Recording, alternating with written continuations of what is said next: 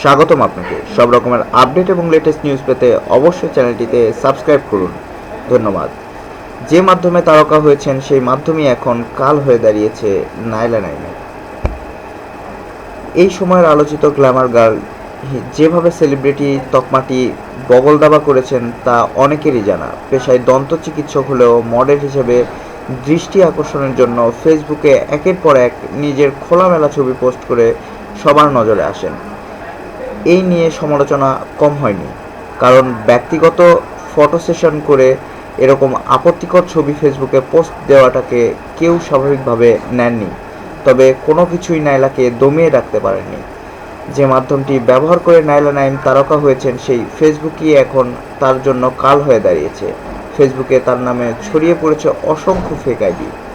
ওইসব ফেক আইডিতে ফটোশপে ভিনদেশি পর্নস্টারদের নগ্ন ছবির সঙ্গে তার চেহারা জুড়ে দিয়ে ভুয়া ছবি পোস্ট দিতেও দেখা যাচ্ছে।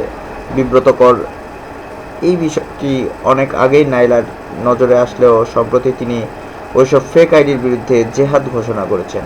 ফেক আইডিগুলোর লিঙ্ক নিজের ফেসবুকে পোস্ট করে ফলোয়ারদের রিপোর্ট করার অনুরোধ জানাচ্ছেন কিছুদিন ধরে।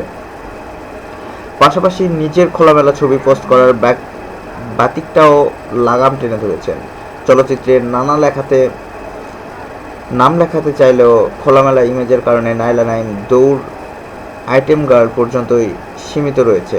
2 বছর আগে একটি ছবিতে কাজী মারুফের বিপরীতে নায়লা নায়িকার ভূমিকায় অভিনয় করলেও ছবিটি অসমাপ্ত অবস্থায় বাক্সবন্দী হয়ে আছে।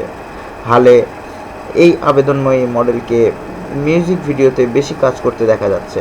সম্প্রতি নায়লা নাইম কাজ করলেন ক্লোজ আপ ওয়ান খ্যাত সঙ্গীত শিল্পী HM রানা একটি মিউজিক ভিডিওতে।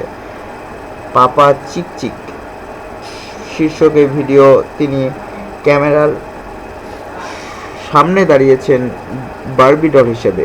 এটি শিগগিরই ইউটিউবে রিলিজ দেওয়া হবে বলে জানিয়েছেন নায়লা। ধন্যবাদ ভিডিওটি দেখার জন্য। আরও আপডেট পেতে চ্যানেলটিতে সাবস্ক্রাইব করুন। Thank you.